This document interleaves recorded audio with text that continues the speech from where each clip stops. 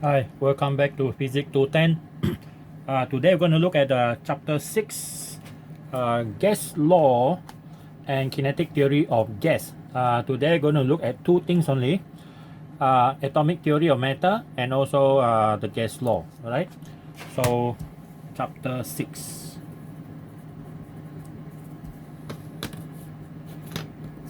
Gas law and kinetic theory of gases. Okay, now the first part about this to study gas law is we need to know the basic thing about measurement on gases. Okay, the first thing that we're going to look at, I will call this one 6.1, that is the mole. Okay, the mole, not the mole on your face here. This one is the mole for measurement of amount of material. Okay, so what is a mole actually? Mole, or the unit that we use, is this one, right? Okay, mole is the base quantity. Okay, the base quantity, the best units. Okay, the best units for the best unit for the best quantity that we call amount of matter. Okay, amount of matter. You have learned actually in physics 7 what we call that, the best quantity. You have mass, you have length, you have temperature, you have electric current, you have what we call that time, and then you have amount of matter, and then you have luminous intensity. Okay, and then we actually have another one normally you use in theoretical physics, that is solid angle. Okay, solid angle. All right, that one you will study in your physics 110, right? Okay, so the mole is the best unit for the best quantity that we call amount of matter. All right, mole, you use it a lot in your chemistry. All right, so there's a 6.1. There's the introduction actually.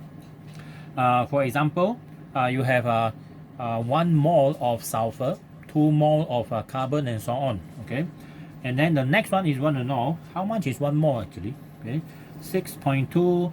I will call this one the concept of mole. Okay, the concept of mole. So now, what is the concept of mole actually? The concept of mole is what is 1 mole? Okay, what is 1 mole?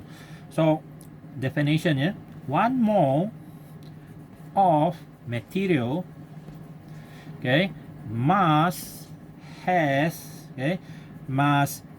the same number of particle. Now these particles, okay, these particle can be atoms or molecules. Okay, can be atom or molecules. For example, you have helium gas is in atomic form, and then you have carbon monoxide or carbon dioxide or oxygen or nitrogen. These are all molecules type. Okay, so 1 mole of material must have the same number of particles as in 12 grams of carbon. Okay, carbon 12. Okay, so carbon 12 is the what we call that the comparison that we use. Okay, the relative comparison that we use. Yeah, so how many why 12? Why 12 gram? Because 12 gram is equivalent to the 1 mole of carbon 12. Now if you remember this carbon 12, wait, I take my periodic table.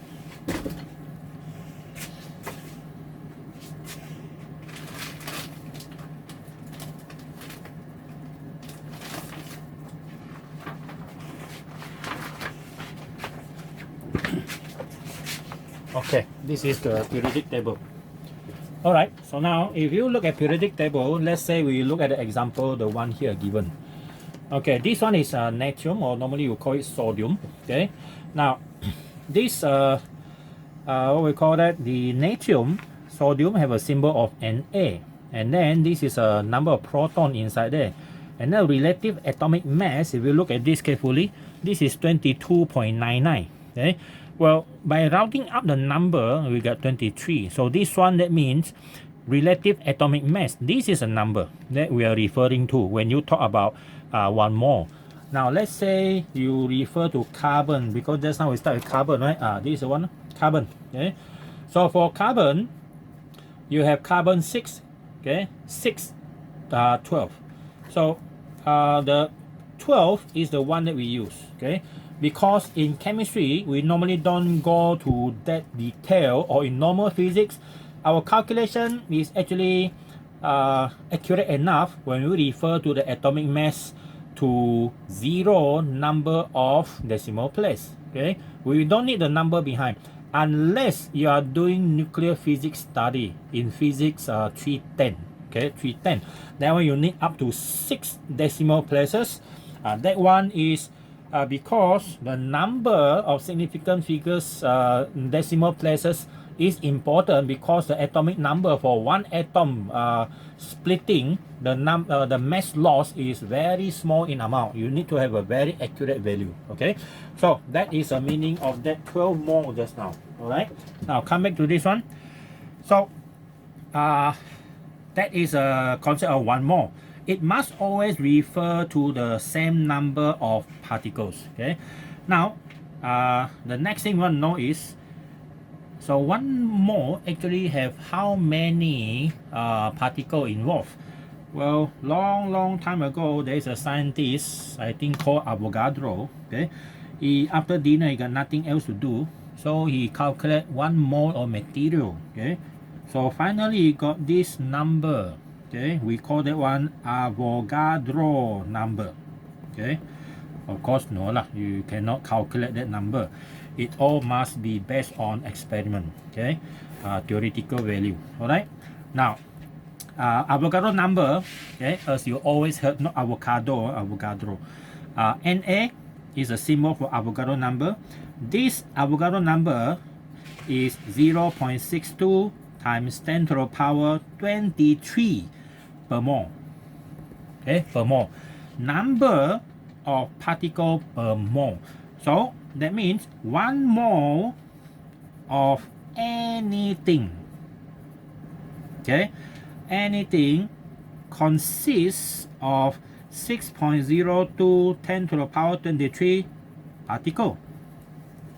Okay, so it can be 1 mole of human, but 1 mole, we are not reaching 1 mole of human yet. 1 mole of bacteria, possible. 1 mole of star in the sky, yes.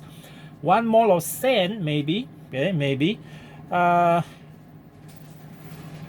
mole of gas, yeah, that number is possible all the time, except human. Our human is not even not even 0.1% of this one. Okay, we will be doomed if our Earth's population reach 1 mole. Okay, so that is the what we call that Avogadro number. Now another basic thing about these gases is the next one is AMU. Okay, we call that one atomic mass unit. Okay, AMU, the symbol we use is only U. Okay, U. Okay, small letter U. Yeah. Now 1 U is actually equal to 1.66 10 to the power negative 27 kilogram.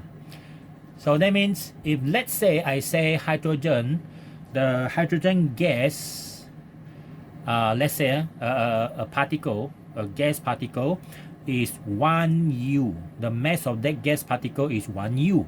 So that means 1 U, you can actually just convert to kilogram by multiplying this value. For example, we look at example, this one here. Okay, now let's say we choose example of carbon just now. Okay, carbon. So we know that carbon is 12.01, right? 12.01. So that is actually their atomic mass unit. Not really that accurate. Okay, not really accurate. Or we choose this one, is even more accurate. This one is helium. Okay, helium is 4.003. Normally the number of U, okay, atomic mass unit is we look at the atomic mass number. Okay, your atomic relative atomic mass. So for helium, okay, helium, the atomic mass value is 4.003 U, okay, or simply 4U.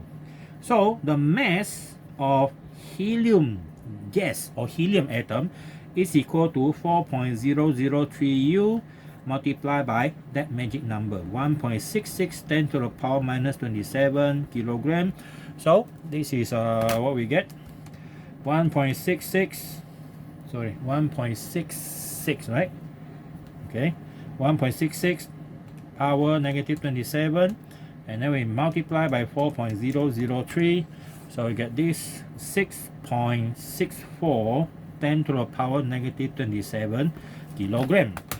Yeah, it make more sense, okay, when we look at mass in kilogram.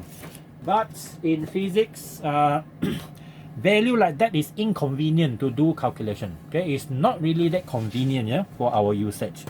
Okay, next. The next one is the attention that you must have. What you need to know when we are doing measurement on gas. There are two very important things. Okay, important. Okay, important reminder. Okay, important reminder. There are two important reminder. Number one, okay, temperature. Okay, temperature must be in Kelvin. Whatever unit you are given, Kelvin, Fahrenheit, Rankine, everything must be in Kelvin. Okay. Next, number two. Okay. Number two, we are talking about pressure of gas. Okay. Pressure of gas must be in absolute pressure. Okay. Absolute pressure. Okay. So absolute pressure, you already know. So Kelvin symbol is K. Absolute pressure, we use this one. Absolute pressure, or the total pressure, remember, or the total pressure is equal to the atmospheric pressure plus the gauge pressure. We look at this one in the previous topic. Okay, so these are the two reminders that you must have in order to understand what we call that, the pressure of a gas. Okay, so temperature, we use a symbol capital letter T, pressure capital letter P, and then of course volume. Okay, volume of gas can be in a few what we call it units. It can be in liter, milliliter, depends on the size of the container, and it can be cubic meter. Okay, in cubic meter, normally that is what we use in physics. Okay, other than that, there are no limit of any unit that you can use for the volume. Okay, because a lot of equation, except ideal gas law, okay, a lot of this gas law here, you can actually use any value, any unit of volume you want, but not temperature. Okay, not temperature. Yeah. Okay, next one. We look at now our 6.6. Okay, our 6.6 here. 6.6 now is our gas law. Okay, gas laws. We have so many laws here. We have three important ones. Okay, we look at number one. We call this one the Boyle's law. Okay, Boyle's law. All right. Now, what is Boyle's law talking about? Boyle's law is a study of the relationship between the pressure of a gas and the volume of a gas. Okay, so let's look at one of the experiment here that we can do actually. You need a string. Okay, you need a string. You know a string, right? A string. Where's my string? This is a string. Okay, This one is for me to pump sanitizer, not for drug. Yeah? Okay. Now a string here, and the string that imagine is connected to a pressure gauge. Okay, a pressure gauge. Okay, pressure gauge. So let's say your piston initially is here. After that, you push your piston in. Okay, we don't go by actually what we call that ratio here. We just show what happened here. Now let's assume you have a what we call that, a device used to measure pressure. Okay, a device used to measure pressure. So let's assume that we call that one aneroid barometer. Okay, aneroid barometer, and this aneroid barometer is used to measure the pressure of the gas. Okay, but we have to remember that this device must be able to give you a reading of the absolute pressure. Okay, the absolute pressure. So let's say these are normal gas. Okay, normal gas, and then what happened is first we have we just leave it. We just hold it with a certain pressure. We call this one P1, and then the volume here. Okay, the volume here is V1. After that, we push in a bit, and then it becomes V2. That means your V2 is smaller than your V1. So this, sorry, we apply a force, not pressure first. We apply a force, and then what happened here? This meter gives you the pressure, absolute pressure, P1 and P2. So your common sense will tell you that if you compress like this, definitely your P2 is going to be larger than P1, right? If the further in you push it in, the further you go in, the higher is the pressure. All right. So that is all about Boyle's law. Now from Boyle's law, it discovered that the pressure or the volume, okay, volume is actually inversely proportional to pressure, or we can also say that pressure is inversely proportional to volume. So when we form equation, we get PV is equal to a constant. Okay, if it is a constant, so then we can form equation looks like this. We put subscript 1 for condition number 1, and then we put subscript 2 for condition number 2. It can go on P3, V3, and so on, but it's 2 is enough for us. Okay, 2 is enough for us. Alright, so that is gas law. Now gas law come not only equation, yeah, okay, not only equation. So we call this equation 1, and this is our page 1 here. Now these pressures and volume changes inversely proportional. So what if we plot a graph of V against V? Okay, P against V, right? P and V. Unit doesn't matter, but we want to put in the unit if we wish to. So pressure Pascal, okay, and then volume will be cubic meter. Okay, cubic meter. So what we get is this graph. Okay, this is a graph that we get. A curve go down like that. All right, that is a PV diagram. Okay, PV diagram. All right. Now, if you study physics higher level about thermodynamic, you realize that this line is called the isotherm. Okay, this line is called isotherm. Okay, isotherm. Isotherm, and it is at a temperature T. Let's say T1. Okay, T1.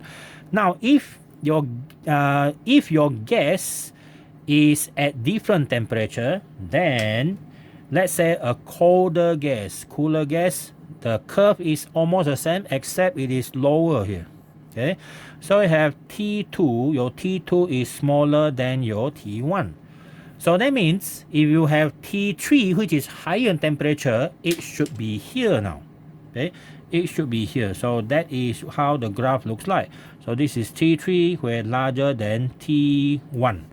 So that means if your graph, the higher the graph, the hotter the temperature, the lower the graph, the colder the temperature. And this one is called a PV diagram. It's a very important diagram to study gas. Okay, not only one, we have some other diagram like Charles diagram and so on. Okay, now so it's inversely proportional. That's a graph that we know. Now, what if we plot another graph which is P against 1 over V? Okay, if you plot P against 1 over V, you're going to get something that looks like this. Okay, something that looks like this, right? And it come to here. Okay, this is 0. Okay, this is what we call that, directly proportional, right? Directly proportional. And normally it will actually go back to, is this correct graph? Oh, sorry, this is not temperature. Now the graph should be like this. Okay, so we plot the graph first, and then we this is a graph, and then there is our p-axis. Okay, p-axis. All right, so that is the graph if you plot P against 1 over V. If you plot V against 1 over P, you're going to get the same graph. Okay, same graph, except the gradient will be slightly different. Okay, slightly different. All right. Okay, so look at example on this one. Okay, example on Boyle's law. Let's say, okay, a diesel engine, a single piston diesel engine, single piston, only one piston. Okay, a single piston diesel engine at intake stroke. Intake stroke mean when the piston moves down, it suck in air. Okay, single piston diesel engine at intake stroke. Okay, takes in V volume of A. Okay, of A. Okay, of A. At atmospheric pressure, sorry. At atmospheric pressure. What is the pressure when the piston is in the compression? Okay, compression cycle until the top. Okay, if the air, okay, is compressed, okay, is compressed 20 times. Okay, is compressed until 120 V. Okay, so what is the pressure when the air when it is in the compression cycle until the top? Okay, until the top if the air is compressed. All right, 1/20. Okay, 1/20. That means compressed until it becomes 20 times smaller. Okay, so atmospheric pressure we know not given. What our answer will be how many times the atmospheric pressure. Okay, so we are using Boyle's law. Okay, of course we assume temperature not changing. In reality, temperature is definitely changing. So we have this one. Okay, and then this one is atmospheric pressure. This is V. This one is what you need to calculate, and this one is 1/20 V. So V cancel. Our pressure after compression is 20 times atmospheric pressure. Okay, imagine that this is a gigantic changes. Okay, it changes, so your pressure become 20 times. So what happened to this? Of course, the air will just do nothing except it become hot only. But if put something inside that piston at that time, it's definitely gonna combust. It's gonna catch fire and explode, push the piston down.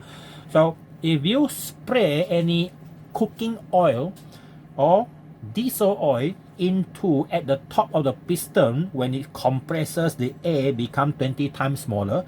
So definitely that one, the oil, the cooking oil or the diesel oil will catch fire, combusted, and then produce heat, expand the air and push the piston down.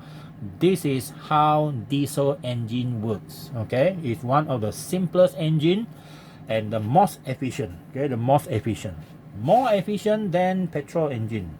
Okay, all right, so that is our Boyle's law. Okay, next we go to the next gas law. Okay, and that one is the Charles law. Okay, Charles law. So that one is our number 2 now. Okay, this is our page number 2 as well. Now number 2, Charles law. Okay, Charles law.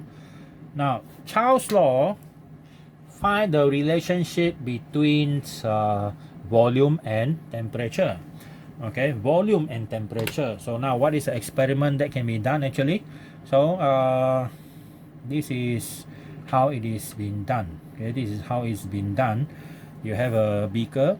Okay, you need a beaker. Okay, the larger the better. And then that beaker you need to be supported and using wire mesh to support on a tripod. And then you heat up using Bunsen burner. Okay, you heat up flame. Then you have water. The purpose of water is to create a reservoir so that the temperature don't increase that much. Okay, you need to have what I call it, a glass tube. Okay, closed end glass tube. Okay, one end is closed. Okay, one end is closed, and then you need to have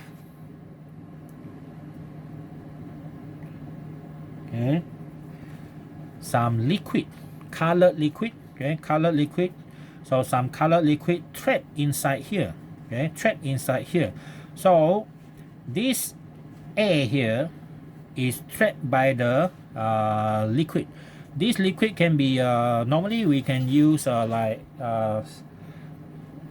sulfuric acid, because the sulfuric acid is easily available in the lab. Another advantage of using sulfuric acid is sulfuric acid, if it is concentrated, it actually can absorb moisture. Okay, absorb moisture so that the air here will be totally dry. If our air here contain moisture, well, our experiment will not be successful, especially when we do experiment at very low temperature. Okay, so we have this sulfuric acid, let's say. Okay, sulfuric acid, let's say I label. And then this one, what we want to find is we need to heat up, and then the temperature will increase. Okay, temperature will increase, and then when temperature increase, the gas will expand and push the liquid or the sulfuric acid up. So we need to measure the length. Okay, we need to measure the length of the air column. Okay, the length of the air column. So normally we set the 0 here. After that you have reading around. Okay, you have reading here. So that is a reading that you can have. So you can imagine that this is something like a ruler lah. It's actually a ruler, wooden ruler, metal ruler. You cannot use plastic because later it won't become a ruler anymore. Okay, so the top must be open, okay, to atmospheric pressure. So another thing you need is a thermometer. Okay, a thermometer just to tell us what temperature is the liquid. And then the thermometer must also be used as a stirrer so that the temperature inside there is consistent. Okay, is consistent. All right, so this is roughly that we have. So we label this one so that you remember. This one is water, this one is flame, you already have. This one is thermometer. Okay, and this one is the sulfuric acid. The purpose we use sulfuric acid, you can use other colored liquid also. Sulfuric acid, after absorb moisture, it turn into a little bit dark in color. And then this is a thread air. okay, trap A, and this one is closed glass tube. One side closed only, this side closed, and this one is a ruler. Okay, so that is roughly that we have here, the beaker, okay, everything here. Now the experiment is you increase the temperature of the water, okay, and then for every temperature value you record the length of the tube there, okay. And one more thing about a glass tube is the cross section must be what we call that, consistent, okay. It must be consistent. Now from experiment, it was discovered that, okay, it was discovered that the length of the tube, okay, the length of the track A column is directly proportional to the temperature, okay, directly proportional to the temperature. That is what first discovered, okay. They thought it's directly until they plot the graph, but it's not the length that we are actually looking at here. We are measuring the length, but one more thing is, if your length you multiply by the A cross-sectional area, like this one, the cross-sectional area of the tube, the inner cross-sectional area, multiplied by the A column, this one will become the volume of the A trapped inside the tube. So now instead of length directly proportional to the temperature, it's better to say volume directly proportional to the temperature. Now at first, of course, Charles' law does not say this one is like that. He's the first one who discovered this phenomena, but afterwards, because of the change of the scale of temperature, remember what we did just now? We draw the graph, right? So we know something like this, okay, we know something like this.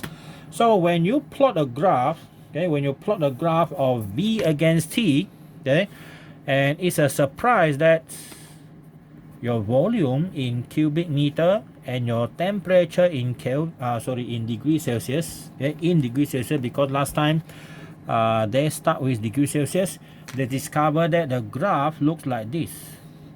That means what you say here is not this one.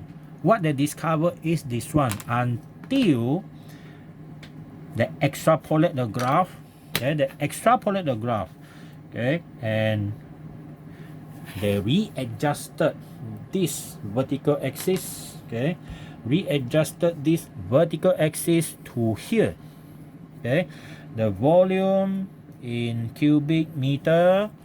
But now because you already adjusted the vertical so that to suit the zero, so that the zero start at T equal to 0 also, this is a new scale of temperature and it was discovered by Kelvin. Okay, so because of that, this proceeds as what looks like this. Okay, so that means we can continue here now. We know that now the volume, okay, the volume of the gas trapped inside here, or A, is directly proportional to the temperature. So we also know that V is equal to KT, be constant, right? So now V1 over T1 is equal to V2 over T2. Alright, so that one is Charles' law. Okay, this one is a Charles' law. Okay, now this is equation number 2. Okay, this is equation number 2. Okay, now come back to this diagram now. This diagram here show us something new about this temperature scale. This temperature here, if you extrapolate the graph up here, this value here is actually equal to 273.15 degrees Celsius negative. Okay, negative. And your temperature scale, since the new scale start from here, so it's very inconvenient to use negative 273 as a starting point. So we call this one equivalent to, okay, equivalent to, or just equivalent, okay, equivalent to 0 Kelvin. Okay, 0 Kelvin, and we call this 0 Kelvin absolute zero. Okay, absolute zero. Okay, absolute zero. Yeah. So this 0 Kelvin here, this one is absolute zero. All right. Okay. So that's why just now we have reminder number one. Remember, all the temperature must be in Kelvin. Okay, if you want to define Charles' law, you want to define some other laws.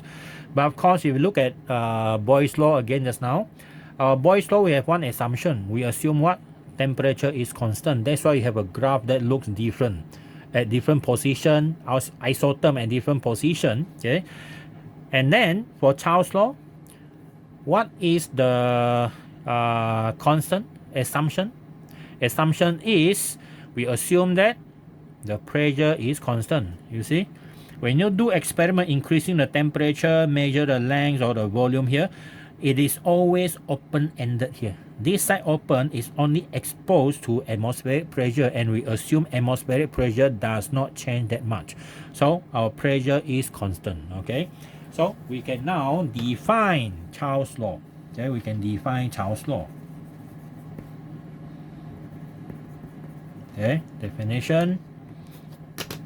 Okay, Charles' law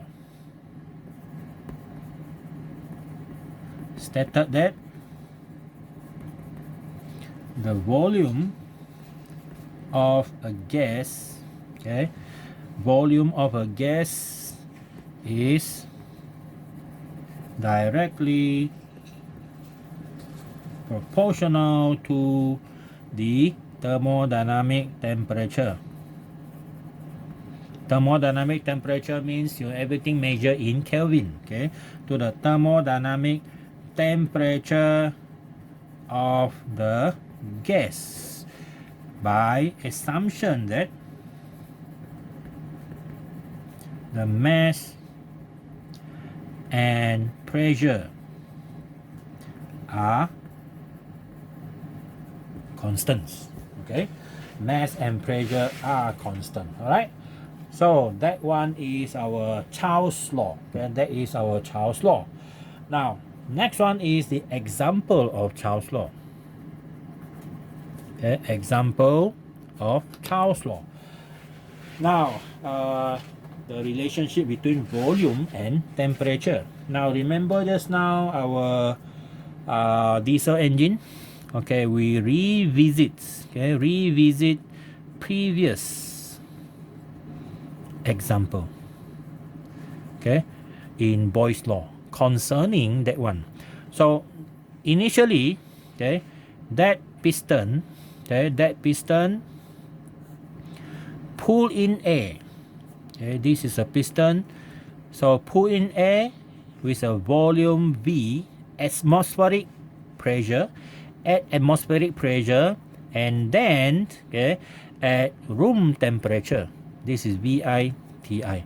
After that, it compresses, okay, the piston compresses the gas until the volume now is V2, which is 120 of V1, and what I want you to calculate is T2.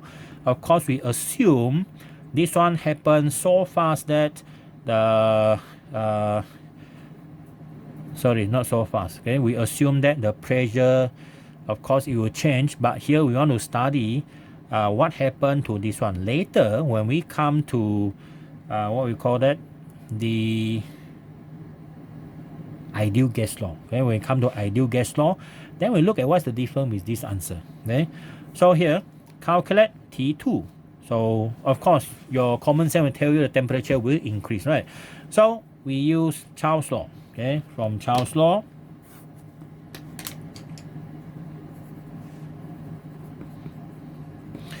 stated that this is what happened. Okay, this is what happened. So volume is V1, Temperature T1, let's assume it is a room temperature 24, but don't forget 24 is in degrees Celsius. Now you need to change to Kelvin. I forgot to tell you here how to change to Kelvin. Temperature in Kelvin is equal to temperature in degrees Celsius plus 273.15. Okay, so here we plus 273.15 and then equal to V2, which is 1 over 20 of V1, and then temperature T2. Okay, so our temperature T2 is equal to what? So this one multiply, right? Here this one go down, so become 20, right? Okay, so see what happened here. Cancel. So we have 20. So your temperature will 273.15 plus 24 and then divide by 20. Oh, sorry.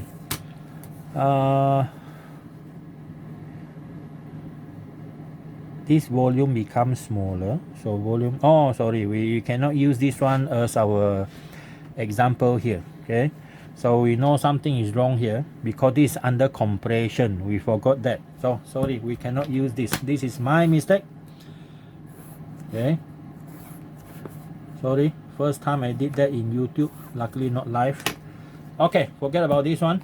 I forgot about this pressure cannot be ignored because the size is too big. Okay, we look at other example. Okay, another example, volume and temperature. Okay, volume and temperature. Okay, I have one here. Now let's say you have a bubble. Okay, let's say no matter what happened, you can actually trap a bubble. Okay, how do you trap a bubble?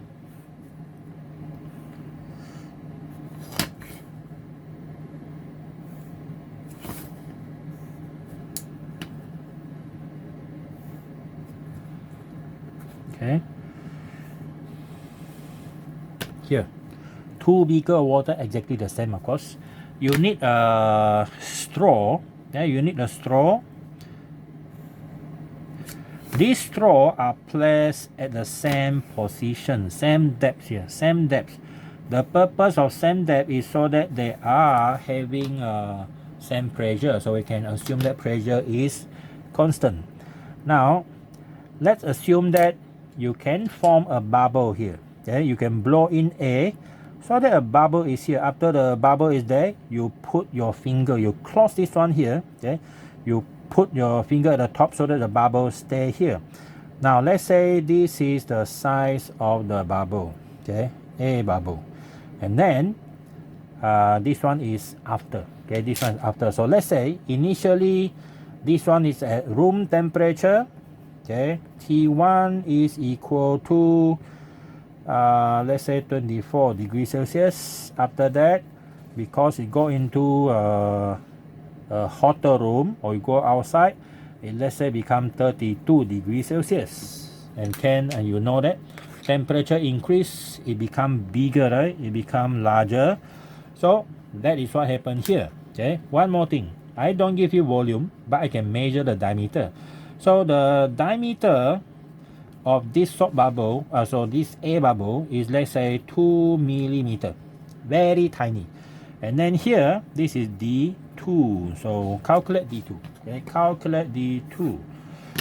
So what's the relationship here? Okay, so you're using Charles' law, of course. Okay, Charles' law. So Charles' law says this: P1 T1 equal to V2 T2, right? So we need to find this, but diameter is given, then this is volume. So how to relate diameter with volume? Okay, how to relate diameter and volume? So we know that volume, okay, volume is given by 4 over 3 pi r cubed, okay, or 4 over 3 pi half r by half d cubed. So this half will become 1 over 8. 1 over 8 with this one become 2. 2 and 3 become 1 over 6 pi d cubed. So we're going to use this formula. Okay, this formula instead of that one. Okay, check again. Half d is equal to r, right? Half a diameter is the radius. So this one power 3, 1 over 8, 1 over 8 and 4 cancel, become 1 over 2. So this 1 over 2 multiplied by 1 over 3 become 1 over 6 and pi d cubed. Alright, okay, we can use this one. So 1 over 6 pi d1 cubed over your T1 is what? 24 plus 273.15.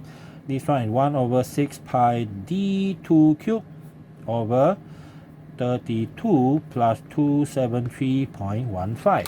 Okay, so where is our d2? Okay, we can do the calculation here. We can cancel some of them. For example, like 1 over 6 d pi, 1 over 6 pi gone. This 27315 you cannot cancel, yeah, because they are plus. Okay, in my life teaching physics for the past like almost 30 years, I seen one time one of my students, okay, cancel that one. Okay, so immediately we know that that student must have a very serious mathematics problem. Surely he end up can't even pass the term 2. Okay, term 2, semester 2 I mean. Okay, okay, so now we need to find this. So the cube root later on will be here, yeah. So this one move over here, become 32 plus 273.15. Okay, and then divide by this 24 plus 273.15. Okay, we got this. Okay, so now we want to cube root this one. We want to cube root. Okay, cube root. So we have this cube root here, and the answer inside cube root 1. This is what we get. And after that, we need to multiply by d1, which is 2.2 mm. 2 mm. So it means that our answer not much changes lah, because the temperature is not that much. Okay, changes not that much. Okay, now let's say we change the temperature to, let's say, 62. Okay, 62. See what happens. 62. Okay, 62 again. So here 62 plus 273.15, and then divide by this 24 plus 273.15. Okay, 1.127 now. Okay, and then we cube root it again. We got this, and multiply by 2. We got this. Okay, so 2.08 millimeter. Okay, increases, right? Increases because the temperature already increased. All right, so that is our Charles law and example on Charles law. All right, next we look at the third gas law. Okay, the third gas law. So the third gas law, you actually the name of the third gas law, we change it a bit here because you're mature enough to handle the stress, right? Okay, third one. The third one is called the Gay law. Okay, of course we don't pronounce as Gay-Lussac law. Okay, it is not pronounced as Gay-Lussac's law because this is a French, so we pronounce as Guy-Lussac. Okay, Guy-Lussac pronounced as this one, Guy, not gay, Guy-Lussac, something like that, Guy-Lussac's law. Okay, but if you cannot handle the word gay, okay, then this is actually called pressure law. Okay, pressure's law. You have Charles law, pressure's law, right? In Form 5 you study as gay pressure's law. Well, you know, Form 5, if you tell students it's a gay law, I tell you they will fail any other subject except this part of the physics test. Okay, because they'll remember gay law. Okay, gay law. So remember it's Guy-Lussac. So that is the Pressure law. Now, this Pressure law is actually quite the same as Charles' law, except we are not measuring length. Okay, we are not measuring length. So what happened is we are measuring the changes in the pressure. This is water again, and then we put this thing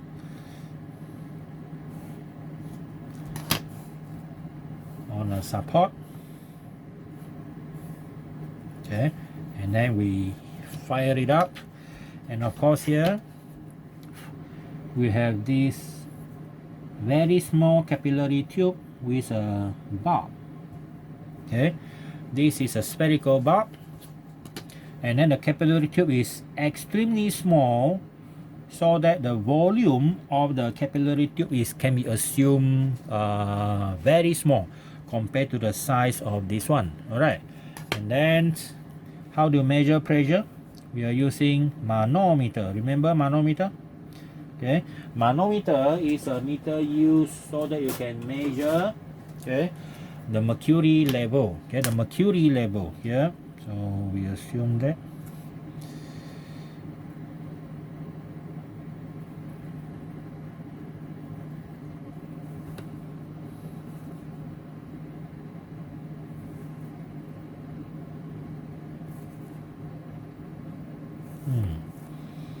Not fair. Not the same, yeah? Okay, it's okay. I'll use this one, flip it down.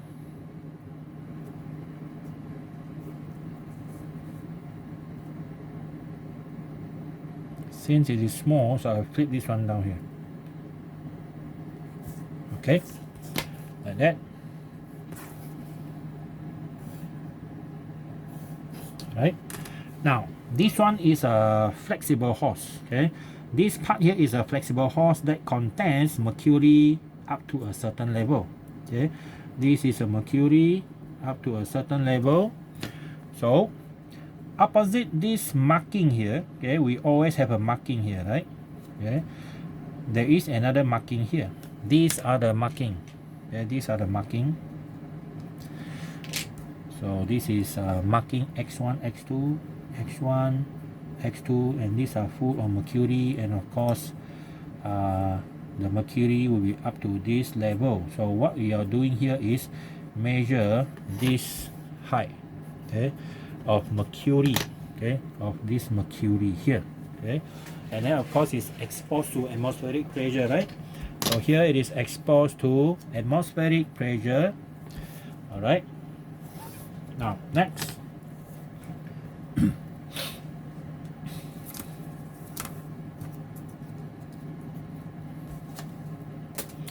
Okay, next one we need a thermometer. Okay, thermometer here to measure the changes in the temperature of the water, and as a steerer also. So now what we are doing here, okay, so I write it down. This is flame, Bunsen burner, this is water bath, okay, or water, this is thermometer, this one is thin, this is thin wall, okay, thin wall spherical bulb, glass bulb, of course, thin glass tube, small thin glass tube, okay, and this one is the flexible hose, flexible transparent hose, and then this right here is mercury, okay, mercury. So these are the glass capillary. This part here not important. This part here is just normal transparent glass. This is a transparent mercury. Okay, so what happened here is like this. Okay, we start with, let's say, any temperature you want, but normally we start with room temperature, right? Room temperature, this gas is already have a certain pressure, so you have a certain height of mercury here. Okay, so this height of mercury, okay, height of mercury is converted into pressure of gas. Okay, pressure of gas. All right. So let's say initially at room temperature, when you need to take reading of the height here, you have to make sure that the tube here, you're holding this tube here, the tube must be adjusted up and down, okay, up and down, so that the marking here and here are the same level. Okay, they are the same level here. So when they are the same level, then the gas pressure, which is the same everywhere inside here according to Pascal law, is by comparison x1 and x2. They are the same level, so the gas pressure at x1 must equal to the atmospheric pressure plus the mercury pressure here. Okay, that is how we get the pressure by calculation, of course. Okay, so the high mercury is converted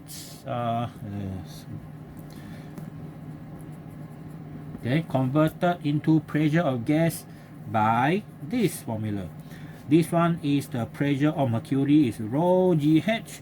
This is the density of mercury, gravity, and this one is the height of mercury, h here. Okay, so after that, our absolute temperature, absolute pressure is equal to this mercury pressure, which is the gas temperature pressure, plus the atmospheric pressure. Okay, so then after that, you after a calculation. Okay, after a calculation, then you can start your experiment by heating up the water. Every few degrees Celsius changes in the temperature, then you readjust the marking again so that they are in the same line. Okay, so that they're in the same line. So one in the same line again, then you measure the height of the value of the h, and you tabulate the data more or less like this. Okay, so you will have pressure here because of this. Okay, pressure here. So you have pressure should be in Pascal, absolute pressure here, and then you have the temperature in degrees Celsius because we don't have a Kelvin thermometer. So you're gonna have all these values. So what happened next? Okay, we plot a graph. Okay, we plot a graph of pressure against temperature, degrees Celsius in Pascal, and then we are facing the same problem. Okay, we're facing the same problem. You see that the graph does not start from 0, even though this is 0, but this is 0 degrees Celsius. So when you extrapolate that graph, hit the horizontal axis or cut through the horizontal axis, we can create another vertical axis just to get the vertical axis to the 0 point of the graph.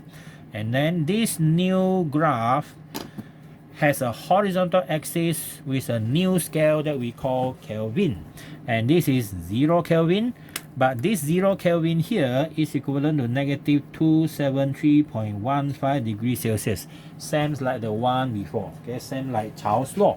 All right, so now we can look at the formula for that.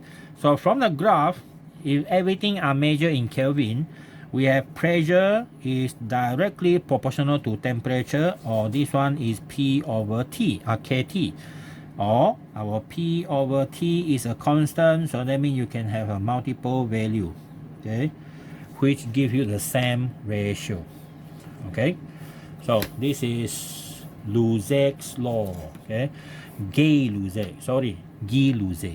Okay, so that is our third equation. Okay, third equation. Look at example here. Okay, look at example. Now, a car tire. Okay, a car tire at room temperature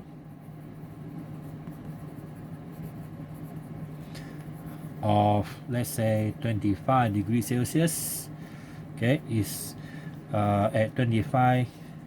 Car tire room temperature 25 has pressure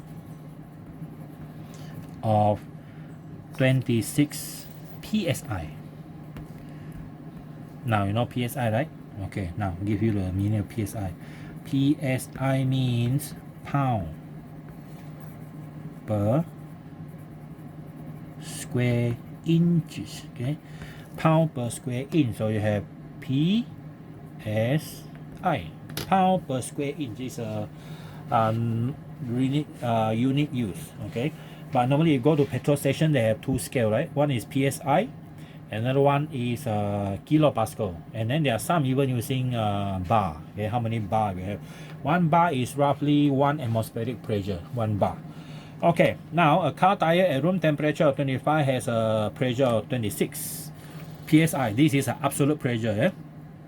Now, the car is driven. Okay, the car is driven for 100 kilometer until the temperature of tire increase to, let's say, 60 degrees Celsius. Oh, okay. Calculate the new pressure. Okay, calculate the new pressure. All right. So new pressure because of the new temperature. So we are using Guy-Louzet's law. Okay, and it says this. Okay, now initial temperature is 20. Initial pressure is 26 psi. You don't have to change because later we get our answer in psi also. So we have 26 psi over temperature initially is 25 plus 273.15. Okay, equal to equal to P2 over 60 degrees Celsius plus 273.15. Okay, so calculate our new pressure. I think your common sense already told you that the value should be higher than 26, right? Okay, 60 plus 273.15 divided by 25 plus 273.15, and that's what we get. Okay, and then you multiply by 26 psi, so increase to 29 psi. 29 psi. Well, is this a very serious thing? Not really. It's a very common thing happen. Okay, normally averagely tire can handle that. Okay, tire can handle that, but you have to look at the tire specification. If the tire is just a normal tire, not a sport tire, then you cannot drive up to a certain drive stop up to a certain temperature. Okay, so there are different temperature range for different type of tire use. Yeah, okay, that's why when we are measuring the pressure of the car tire, you actually wait for the tire to reach room temperature. But normally you go to the petrol station, right? Some of the petrol stations are very far.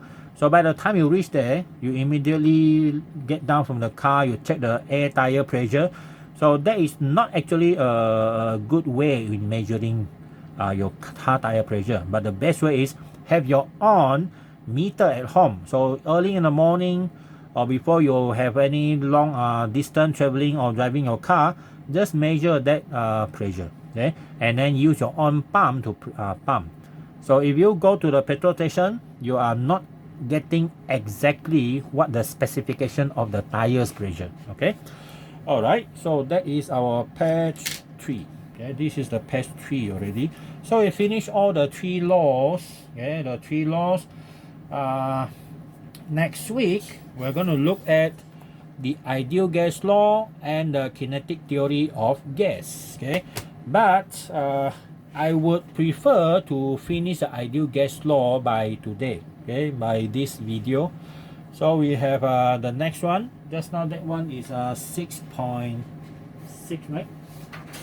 6.6 is gas law number 1, 2, 3, and then 6.7 now. 6.7, this one is ideal gas law. Okay, ideal gas law. What is ideal gas law? So first we need to look at ideal gas first. Okay, what is ideal gas? Okay, what are the characteristics of ideal gas? So number one, the most important is no viscosity.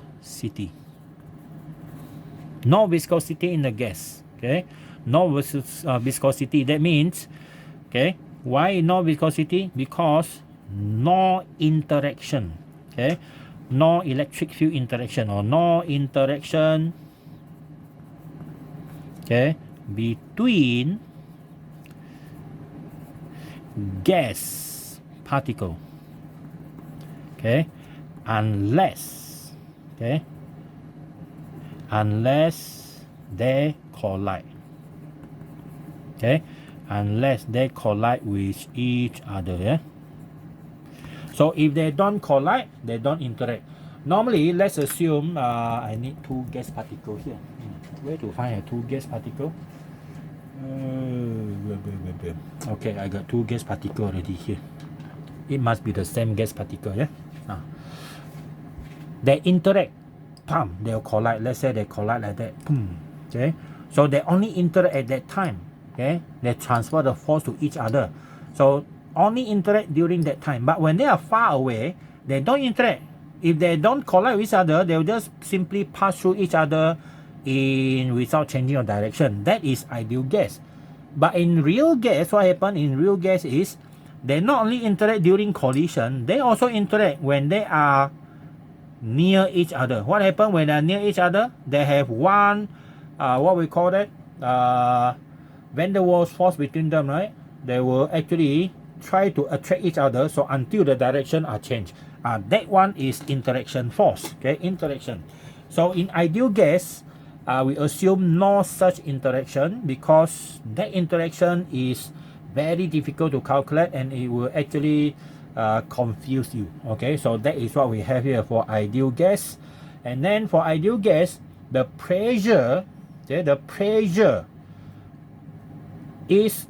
of the gas is produced when the gas particle is colliding elastically with the wall.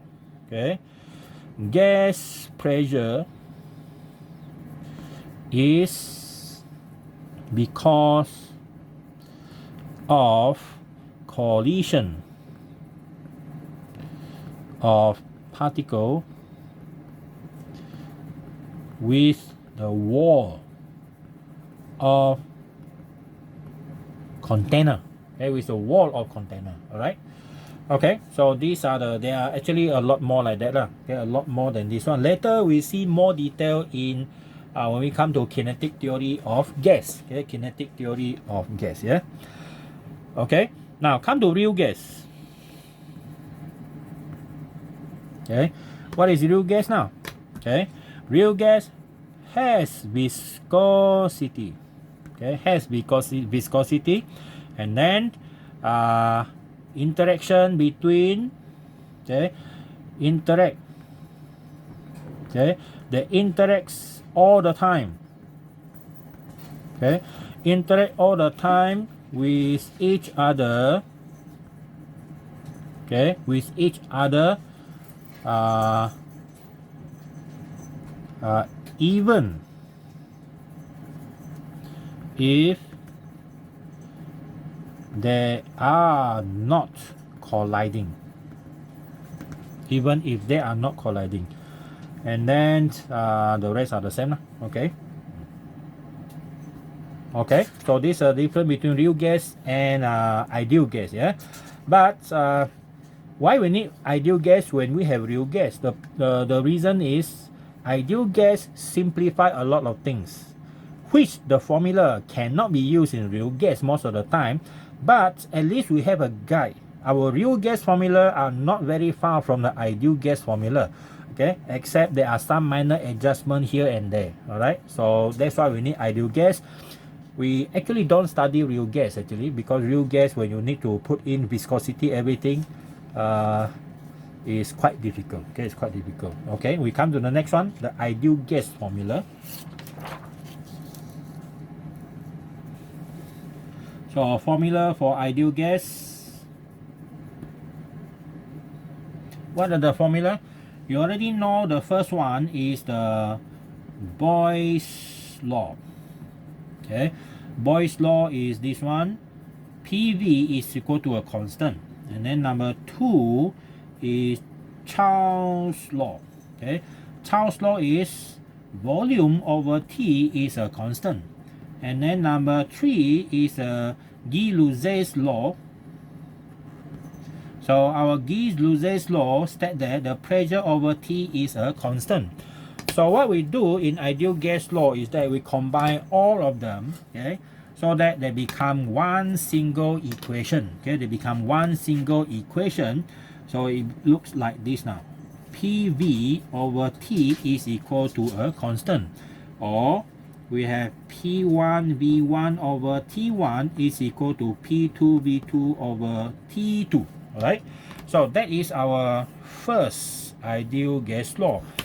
What do you mean by first ideal gas law? Does it mean that the ideal gas law got more than this? Yeah, we got 3 ideal gas law, okay, which are the same, okay, but they look different. Okay, they look different. Okay, now, so by using this, we can actually calculate more accurately for gas. Okay, look at one of these example. Yeah, okay, example. Now let's assume in a pond, a very deep pond, and the pond have water, okay, very quiet water. Now down there, okay, down here of course we got this one more thing here. The depth of the water is, let's say, 20 meters. Okay, and then here at the bottom here we have this algae that produce bubble, a bubble. The A bubble may be oxygen under photosynthesis.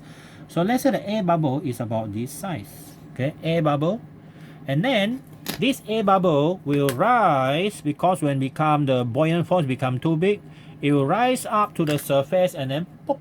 Okay, I think you have seen this before. You will go to the pond, right? Okay, now even if you're in aquarium in your house also sometimes can be seen. Now we assume that we will realize that by the time it reach the surface of the water, the bubble should look bigger. Okay, should look bigger. You can actually see this one when you see divers with scuba tank. They are at a very deep in the ocean. When they blow out air, the air started to grow bigger and bigger and bigger, and finally when it reach the surface it become huge. Okay, so now let's assume, okay, it start from the bottom, and then the temperature here,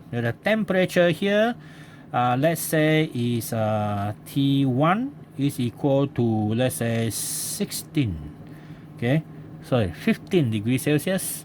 And then at the surface here, the T2 is let's say at the pond, maybe during summer, is like 35 degrees Celsius. Okay, and then we have diameter here, let's say this is 5 millimeter, and we need to find the diameter number 2. Okay, so we assume atmospheric pressure here is 1.013 10 to the power 5 Pascal. That's what given. So question is calculate the diameter of a bubble when it reaches the surface of water. Okay, that's it. So we know that everything changes, right? When the air bubble rises up there, okay, the pressure is reducing, but the temperature is increasing. Okay, so that means what will happen? Okay, it depends on whose effect is stronger, right? So we are using this one. Okay, we're using this one. So from ideal gas law, okay, from ideal gas law, so we have P1 V1 T1 P2 V2 over T2. Oh, one more thing given. The density of water is given 1000 kilogram per cubic meter. You need that value or everything to calculate. Okay, this is condition number 1. By the time we reach here, condition number 2. So now our pressure for condition number 1 is what? Pressure for condition number 1 is rho GH, right? Rho GH water plus atmospheric pressure. That one is when you are at the bottom, okay? And then divide by temperature, so that one will be 15 plus 273.15. And then by the time it reaches the surface, it only has atmospheric pressure. And then multiply, oh sorry, volume, I forgot. This is a volume. Can I rub this one off?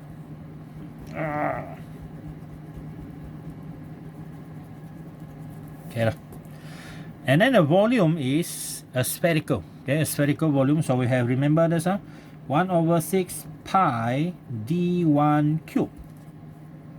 Okay, that one is volume number one. And then number two, only atmospheric pressure, but your volume become, okay, 1/6 pi d2 cube. Okay, pi d2 cube, and the temperature is 35 plus 273.15. Okay, 0.15. Now let the calculator do the thing. Now we can cancel this one off. This one off. Don't cancel this. Don't cancel this. This one also don't cancel. Okay, we calculate the ratio, okay, of this one first. Yeah, we need this, so we calculate this. Yeah, plus 273.15 divide by 15 plus 273.15. We got this. Okay, and then we need to multiply this one.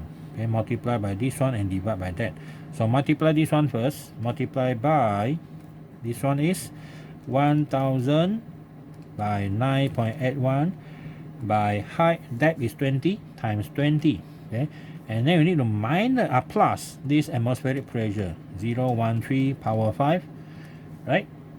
Okay, we get this, and then divide by atmospheric pressure again, 1.013 power 5, and then we need to cube root. Okay, we need to find the cube root before we multiply by d1.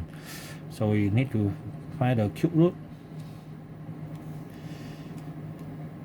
Here we got, and then we multiply by 5 mm, right?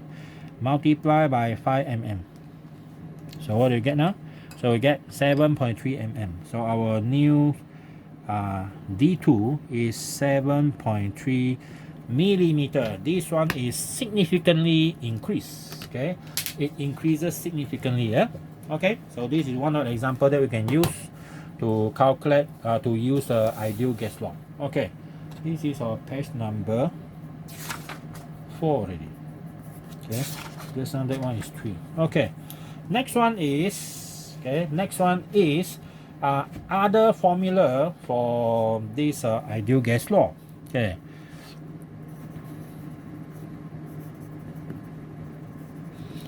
so our PV over T is equal to a constant. Okay, to a constant.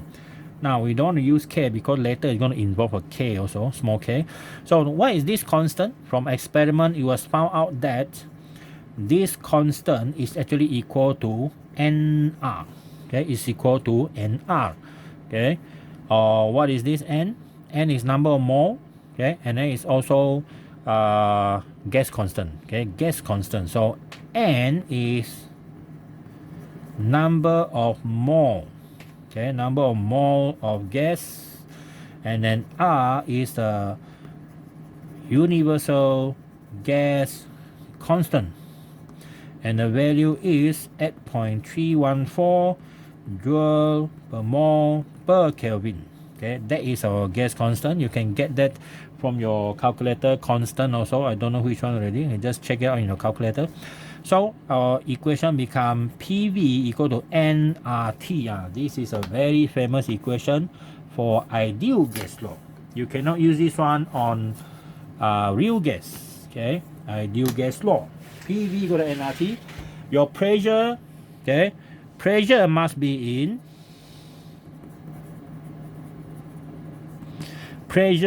Pascal or Newton per meter square or Pascal, and then volume in cubic meter. Okay, cubic meter, and then N number of mole and mole number of mole in mole. And then gas constant already know. Okay, temperature important. Temperature of gas in Kelvin. Okay, in Kelvin. Everything must be in this SI unit. Yeah. Okay. Newton per meter square or Pascal, and then cubic meter, and then mole in mole, and then temperature will be in Kelvin. If you use in degrees Celsius, sayonara to your answer. Okay, sayonara to your answer. Okay. Now next one, we know that this formula, if you want to use this formula, you can calculate, you can find pressure or volume or temperature if you are given this value, okay, number of mole. Okay, we look at example. Okay, look at the example. Now let's say, okay, a sample of gas, okay, a sample of gas in a container, okay, of volume 5 liter, 5 liter, okay, 5 liter. The container has a volume of 5 liter. Yeah, you fill it up. Okay, a sample of gas in a container of volume 5 liter. Okay, that means you what happened is the gas has a volume of 5 liter. Okay, and then sample of gas in a container of volume 5 liter has pressure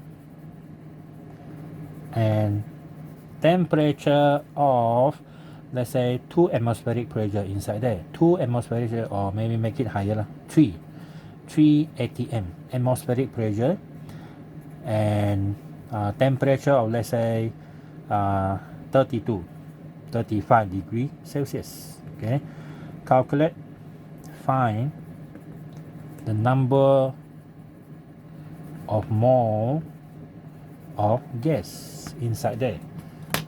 Okay, so our formula we use is ideal gas law. Okay, ideal gas law, PV equal to nRT. Now your pressure is 3 atmospheric pressure, so 3 atmospheric pressure, this one already given here, right? Okay, and then your volume is 5 liter.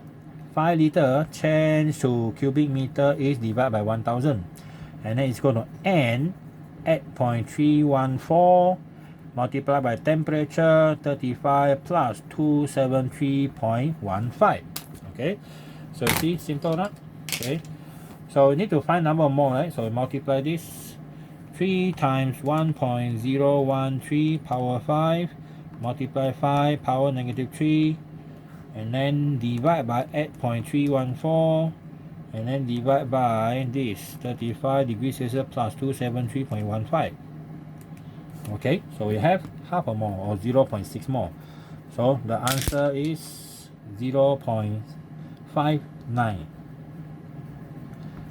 0.59 mole of gas. Okay, 0.59 mole of gas. Okay, now you see that that one we don't actually need to know what type of gas is it. Okay, is it oxygen or what? Because why they are called universal gas constant? Okay, for real gas, because they have no interaction between them, right? Whether it's atomic, monoatomic, or diatomic, they use the same formula. Okay, now the last formula. Okay, the last formula for ideal gas law.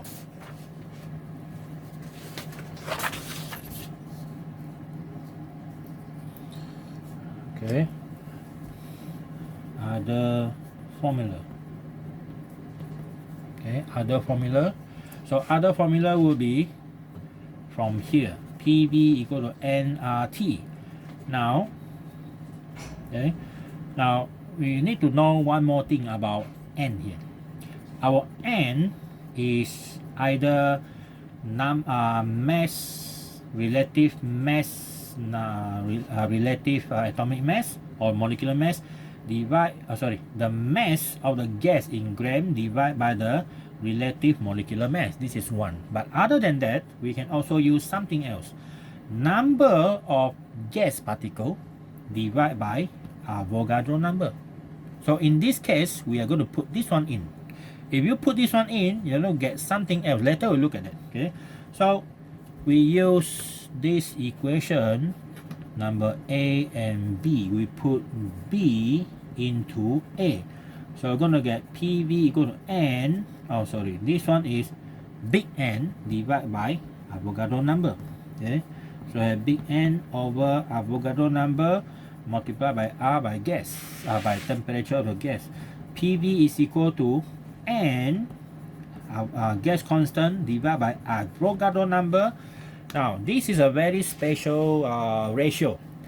This is called Boltzmann constant. Okay, so it's a constant, but not a normal constant. Yeah. So this is now our equation number 6. Okay, this is our equation number 6. Okay, so the rest are the same. Okay, except these two. Look, these are the new one. The N is number of gas particles. Okay, and then K is called the Boltzmann constant, and the value is 1.38 times 10 to the power minus 23. Okay, minus 23. That's a Boltzmann constant. Minus 23 is related to the, you try this, our gas constant at 0.314, right? Divide by the Avogadro number 6.02 power 23. Okay, we get this 1.38 10 to the power minus 23. And this one is unit will be joule per Kelvin, right? Joule per Kelvin. Okay, joule per Kelvin. Because gas constant has a unit of joule per mole per Kelvin, and your number Avogadro is per mole, so per mole cancel off, so you only have joule per Kelvin. So that is your new constant here. Okay, new constant. So this is our equation. Okay, equation for ideal gas law. Okay, ideal gas law. Okay, so now from here you can calculate, instead of number of mole, you can calculate exactly how many gas particle you have. Okay, how many gas particle you have. Now let's assume. Okay, let's assume now we want to know 1 cubic meter of air, okay, around us. How many gas particle do we have? Okay, we don't know whether oxygen or what. We just want to know how many air molecule, air particle. Okay, so now example. Okay, let's assume we have 1 cubic. Okay, 1 cubic of container with air. We want to know how many gas particle you have inside there. Okay, so this is volume is equal to 1 cubic meter. Pressure is 1 atmospheric pressure, and the temperature is, let's say, room temperature. Like now, my room is 24 degrees Celsius. Okay, we want to calculate N. Okay, N value. Okay, right? Okay, now we know that we from ideal gas law we can solve that problem. Okay, ideal gas law is PV equal to NKT. So we need to calculate this. K, these are all non-knowledge. So we rearrange the equation like this. So KT.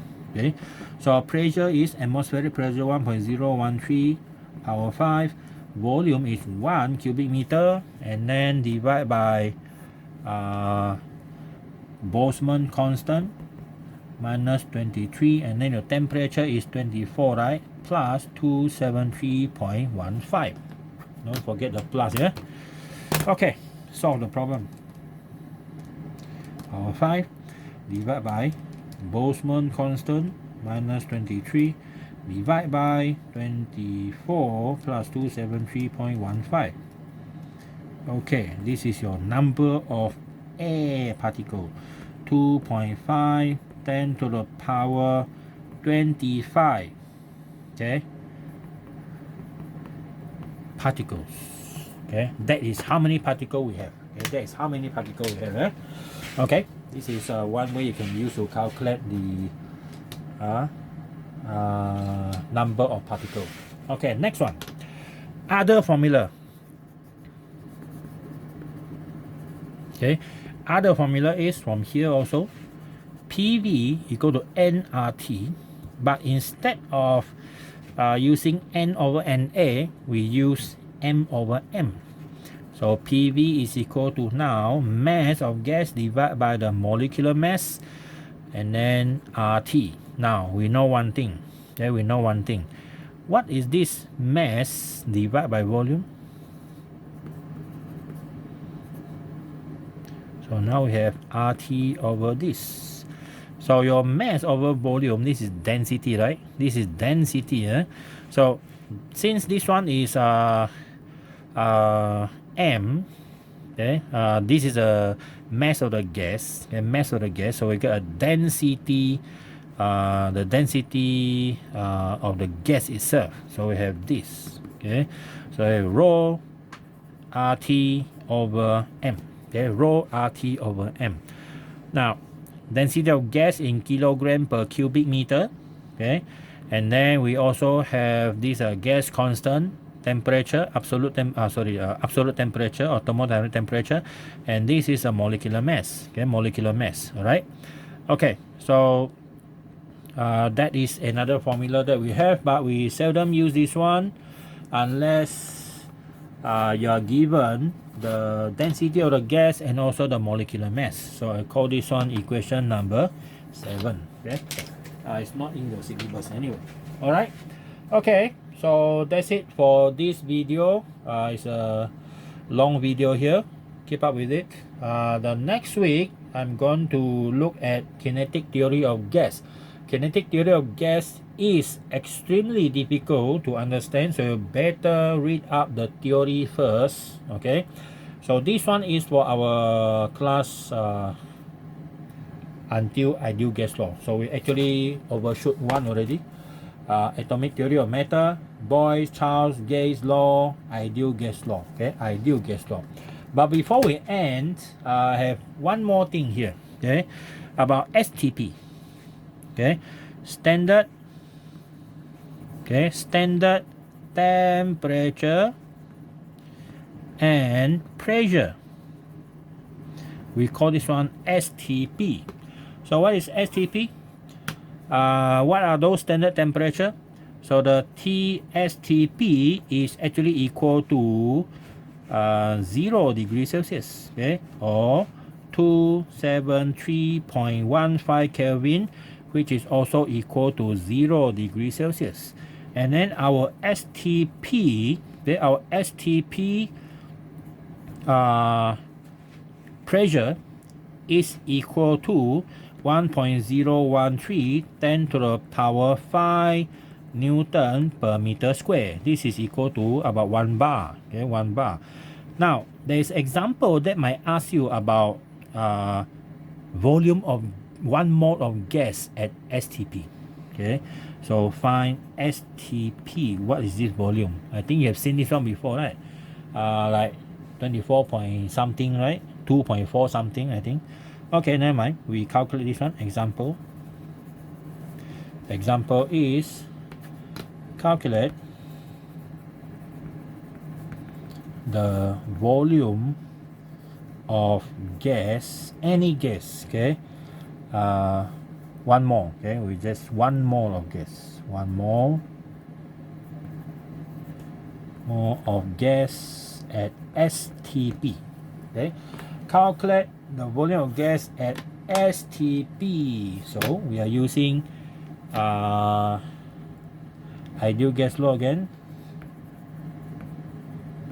So PV equal to nRT. Now we use this one because you're given 1 mole of gas. So we need to find the volume, right? So the volume is nRT over P. 1 mole at 0.314. Temperature is 273.15. divide by pressure, 1 atmospheric pressure, 1.013, 10 to the power 5, and see what do we have here. Okay, 8.314 multiply 273.15 divide by 1.013 power 5. Alright, this is the one. So I have 0.0224 cubic meter. Okay, cubic meter. Okay, so if you look carefully, if you multiply by 1000, okay, your VSTP instead of 0.0224 cubic meter, if you multiply by 1000, you have 1, 2, 3, which is 22.4 liter. It's much easier to remember the VSTP, okay, the VSTP in liter actually, 22.4. That is the number that you normally look at, right? Okay, so this is our test 5, and that's it.